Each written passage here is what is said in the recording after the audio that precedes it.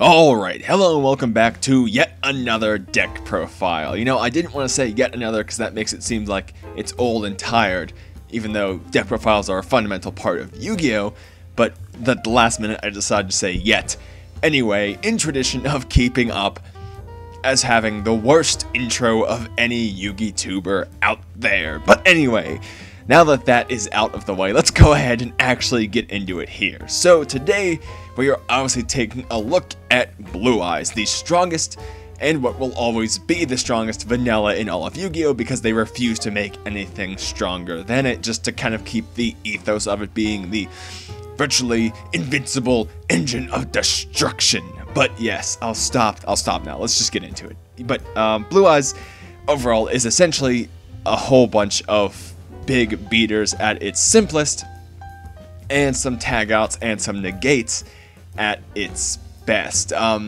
It's interesting because obviously kind of the main monster of the deck, or what evolved to be the main monster of the deck, was Blue Eyes Spirit Dragon down here.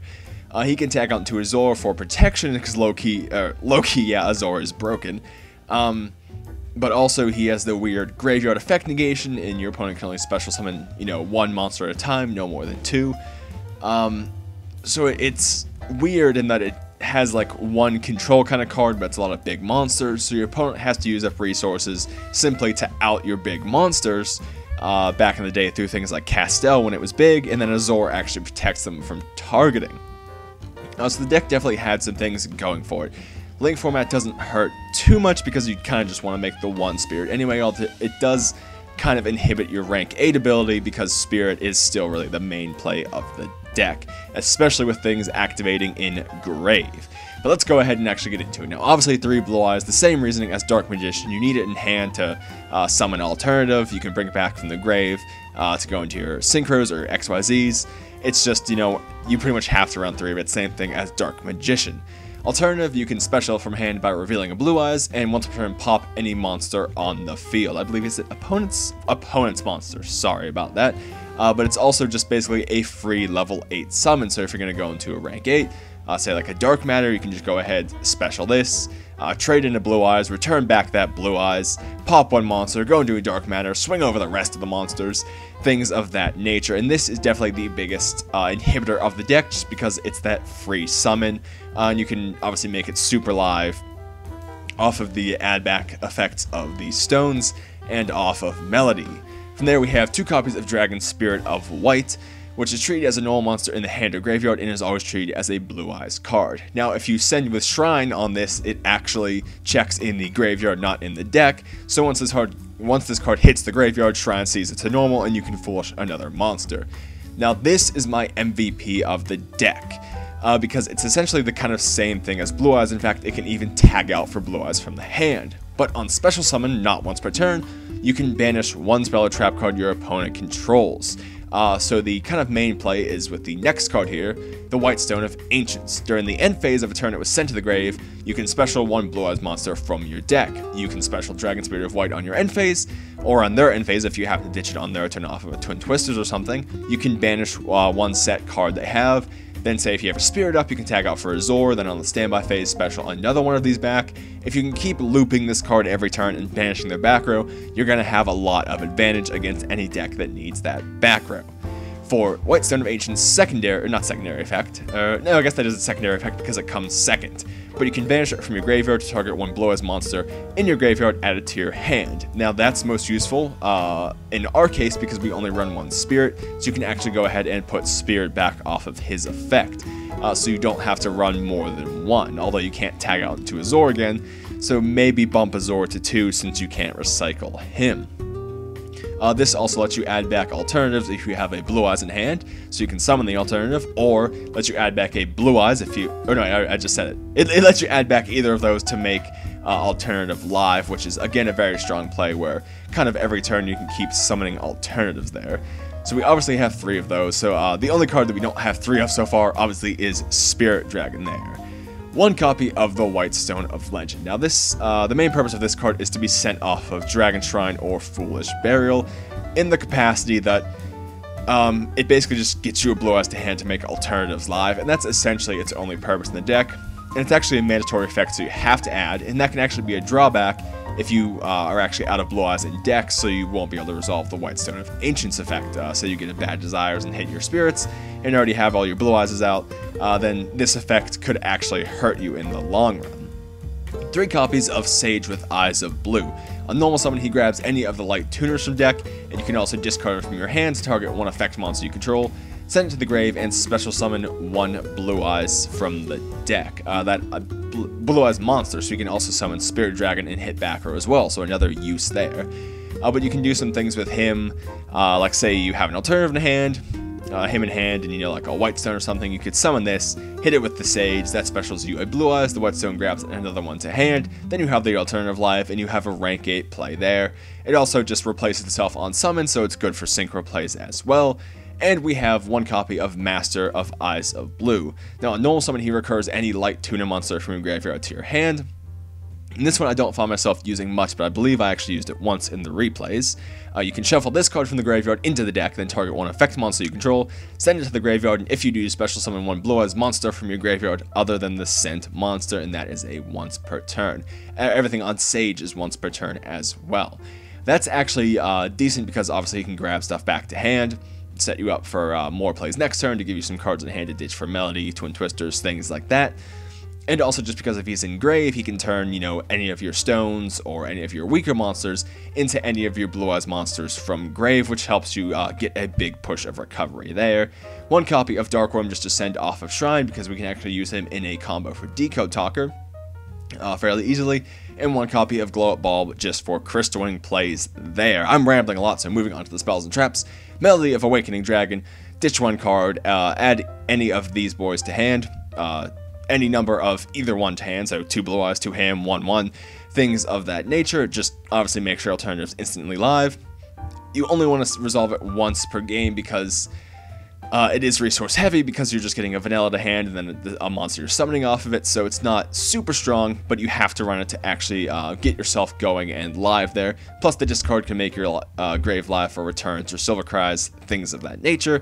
Trade in to set up your grave and to draw cards. Desires, just to draw cards. The deck does need the consistency because it does have a tendency to brick.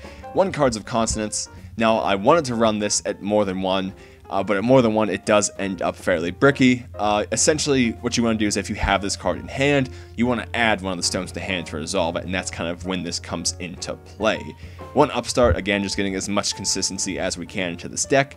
1 Foolish, and 2 copies of Dragon Shrine. I'm doing 1 and 2 because I also want something to send Glow Up Bulb in addition to the shrines, which can send, any of the stones, anything but the sages and the Glow Up. Actually, is he a sage? No, he's a master. Anything except the humans and the plant.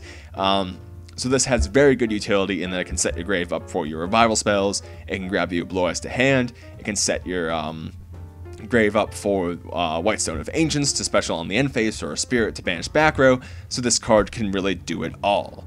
5 revival spells, return with its non-activating banish from grave to prevent destruction. I lost the replay because I believe it was a disconnection or something, but I actually used this to stop a True King player from destroying my card while VFD was on the field, because he lets you destroy your cards to summon as well. It doesn't activate, and it just basically replaces the destruction, which is insane. And Silver's Cry, which is a quick play, which lets you bring things back from the grave during the battle phase to really push for game. Most of the times when I've resolved this card in the battle phase, I'm winning the game. 1 copy of 1-for-1 because it sets up Glow Up Bulb for the easy Crystal Wing plays. Can also bring out a stone for you to hit with Sage, for you to use for a synchro play. Lots of utility there, even though I know a lot of Blue Eyes players don't like this. And 2 copies of Twin Twisters to round everything off. Now, I don't like Twin Twisters in most decks, but because this deck does almost need discards at times, I'm still liking Twin Twisters in this particular deck. Now, moving on to the extra deck. For our Link package, we're running 4 Link monsters because 3 are basically just to get to Decode Talker, counting Decode Talker himself in that number for some reason, and 1's just to dump monsters into. Now, obviously, Gaia Saber you can just put 2+ monsters into, so he's just, something you can dump 3 monsters into and still have a big body on field if you want to clear your extra monster zone, things of that nature, so that's why I'm running him. And also Twin Triangle Dragon here. Now, this is the main reason we are running Dark Worm, because you've set up Dark Worm in one of your stones, generally with a Dragon Shrine. That's obviously how it's going to be done, so you'll have a normal monster in grave, or a Spirit Engrave, either one, preferably Spirit actually. So you'll have a Dark Worm on the field, you can normal summon one of your stones, go into Twin Triangle Dragon, go ahead and special back the Blue Eyes from grave. If it's a normal Blue Eyes, turn that into a Link Spider, if not, just proceed from there. And then that gets you directly into Decode Talker, which opens up 2 more zones so you can make Synchro plays and XYZ plays, most likely on a later turn. If you're resolving this combo, unless your hand's very good, you're likely not making more than 1 Synchro or 1 XYZ in addition to this. But again, it does set you up for later turns. And generally during the end phase, because you'll be making it generally with Whitestone, just because he's the 3 in the 3-to-1 ratio, so you'll be seeing him more, you can special summon a monster into Decode's other zone, so you have the targeting negation along with most likely a Spirit Dragon, or say a Hope Harbinger or Lancelot for more negation. So it does give you a fairly strong play there. For a rank 8, it's a pretty standard package here. I actually, in keeping the Galaxy Eyes package over the Spider package, just because the 4K of number 62 does help you out a lot of problem cards. Plus, obviously, the 3 foolishes off of Galaxy Eyes and the free pop off of Full Armor are still pretty good. So we have Ulsay, Felgrand, Lancelot, why is that in the wrong order? There we go, Hope Harbinger, and then the whole Galaxy Eyes package there. 1 Michael, I kind of would like to change this to a Moonlight, just because it gives you some disruption on your opponent's turn. Although I have most of the time just been kind of tagging out for Azor and stalling from there. So I do like Michael because he's, you know, the free banish of anything on your turn. And also let you go into Crystal Wing over Moonlight, just because he stays on the field. Obviously, you won't tag out for him on your opponent's turn. So it's kind of up in the air between Moonlight or Michael, but right now I'm going with Michael. 1 Crystal Wing, obviously, because Crystal Wing, and 2 each of these Synchros, which we've already... Actually, we went over Spirit, we didn't go over Azor. Azor, you summon it, your opponent can't target or destroy Dragon-type monsters with card effects until the end of your next turn. And once per during your standby phase, target 1 normal monster in your graveyard and special summon it. So he is superbly strong. He is low-key the best card in the entire deck. But anyway, I've rambled on about this for long enough, so let's go ahead and get into... God damn it. I was doing so well at talking. Let's go ahead and get into some goddamn replays. Alright, for some reason a lot of my replays end up being against counter fairies, so we'll probably have a few against counter fairies here. I don't know why, that's all I face online anymore, but let's get into it. So as you can see, he's running Herald of Orange Light and Power Angel Valkyria. Sorry, I'm mispronouncing things. So this is basically Herald of Orange Light Turbo, which is terrible because you're going to get like your 2 negations off and have no resources left whatsoever. So let's go ahead and get rolling here. I heard a random loud noise somewhere, but no noises have followed, so let's just go ahead and keep rolling it, I suppose. So he sets up with the Reincarnating Parashath, whatever, and the Power Angel Valkyria. So we'll go ahead and take our turn. We'll go ahead, grab the Whitestone to make our alternative live. I'll go ahead, alternative, that's going to get hit with the Herald. He'll add another one, but again, he's already down to 2 cards in hand. So we'll go ahead and Melody, trade in, do a whole bunch of stuff here. I'll go ahead and Spirit, banish the counter trap, and he'll save the Honest. But we have a turn, so we'll just go ahead and make a Spirit Dragon, summon another Dragon Spirit of White, and from here we basically have the advantage. Now, during the end phase, we'll go for the tag out for Blue Eye Spirit Dragon. That'll get negated, and he'll summon the Angel Paladin Arc Parashath, and another way to add fairies to hand. But again, we're still an advantage here. As you can see, there's Master coming into play, getting us some stuff back to hand. Alternative, the free summon, letting us swing over things. And because he only has 1 card in hand during the main phase 2, we'll actually go into Lancelot, because I know that that card's not activating. So whatever he draws will be negated by Lancelot. And we came away with the victory there. And would you look at that? Counters once again. Yes, I believe this one has some more interesting plays in it or something of that nature. But again, we'll just go ahead and roll it. He'll open Desires into another Desires, and his Strike. I said Desires way too many times in that sentence.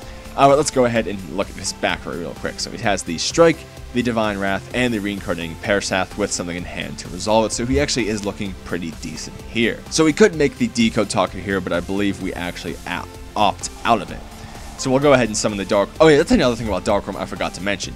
He's bait MVP. For some reason, players online strike the shit out of him, and I don't know why. But he baits out so much back row and things of that nature. Again, I really don't know why, because again, if I'd gone for Deco Talker, he could have, you know, made me use up 3 cards instead of using up 0 cards, essentially. But yeah, he draws out a lot of baits, interestingly, so I definitely enjoy having him. The return will get negated and shuffled back to deck, which again is a very correct play there, because we would have banished the back row and had the destruction prevention. We'll go ahead and swing over the Parashath. I honestly don't know why I didn't swing over the Angel Saint Minerva, I believe it is. Yeah, I don't know why I swung over that. End phase will go to banish the back row, and it'll get Divine Wrath. But he did discard the Desires for that, so I don't know how much I agree with that, because he's losing a lot of advantage there in those 2 cards he essentially discarded. But again, he did kind of out us there, and we're down to no cards, except we already had a live alternative, and the combo of alternative Blue Eyes and trade-in. Look at that. So again, we'll actually go for the Deco Talker play here, just so you can see it, I believe, because we weren't even in the right zones or anything. But we'll go ahead and do it anyway. Alternative will pop the Minerva, and we'll go to swing with Deco Talker there. Obviously, he only had a Ties, and he was drawing an Artemis Return, so that's not terrible. But yeah, we again, even though they had counter traps, we were still kind of in control. Even when it looked like we weren't, you know, we had a backup plan. We were ready to go. We were just kind of making them waste our resources before we went in for a big push. Now here's one against the Weather Painters. I'm assuming Weather Painters Psy-Frames, actually. Yeah, actually the Delta was a few cards down there. So he only opened the circuit and not the other monsters, so not super great there. But he does have the best Weather Painter card, I suppose. Whatever constellation that is. So he'll set up with a pretty standard play there. The Searcher, obviously tag that out, grab another card. For next turn, so he has kind of like the Weather Painter combo there, but as you can see, he doesn't have any Psy-Frames. He has a monster on field, so I'm just kind of going for it blindly. Now here he activated this, which God, okay, let me just try that again, I can't talk. Here he activated this, which would allow him to banish the card I add to my hand, which would get rid of the Blue Eyes that I was, you know, purposely trying to add to make alternative live. So I'm actually going to go ahead and summon Spirit of White there out to banish that as Chain Link 2 there, so it'll resolve first. Go ahead and hit that before I add the Blue Eyes to hand to make sure that we get that in hand for our alternative there. He'll tag out, which was just wrong because, again, like the power that this deck can put on board, we'll go ahead and do some shrining and stuff, but we have the Silver's Cry and, you know, 5,500 already on board, so we just had to activate that and push for game. There are definitely some hands where this deck can OTK very easily, you know, through combinations of Sage, you know, sending a stone, alternative a free summon from hand, return, and Silver's Cry to summon back from the grave. You can put large amounts of damage on board in a short amount of time. Words, yes. Here's one versus Crystron because there is another one versus Crystron. Again, because I do have extra replays, I don't know if you'll be seeing both of the ones against Crystrons or, you know, all 3 against Counter Fairies, things of that nature. But if you want to check those out, they'll be up on Patreon for supporters. You guys get the extra duels that don't make it into final cuts and such. You know, no content will be gated off, but if you have a little extra give, it'd be greatly appreciated, and you get extra duels and stuff. Okay, plugs out of the way. Let's go ahead and roll it. So we'll go ahead and use Melody to ditch the Glow Up Bulb, just because it's really the only card in our hand that I wanted to get rid of right there. We'll go ahead and set up for a Dark Worm, an alternative. We'll trade in, normal summon the Sage to grab something for next turn, and go into a Spirit, which is basically our turn 1 play. And I believe a Twin Twisters, yes, obviously really the only card we set in the deck. And now we're going to go ahead and negate that. I believe he has, yeah, he can add 1 to hand, but I'd rather make him add 1 to hand and normal summon it than be able to special summon, you know, any of them from anywhere. Now, we could have waited till standby phase with Azor to banish the back row with the Spirit that we're going to special back. But, you know, in case that it was something dangerous like a strike or whatever that could stop that, I'm going to go ahead and Twin Twisters before we can activate it. And it does pay off for us there, hitting a strike. Standby phase, Azor will special back the Spirit. And we'll add the alternative back, and we'll drop the alternative. I was thinking about what to do just because of that Synchro there. Actually, he specials a Banish and then...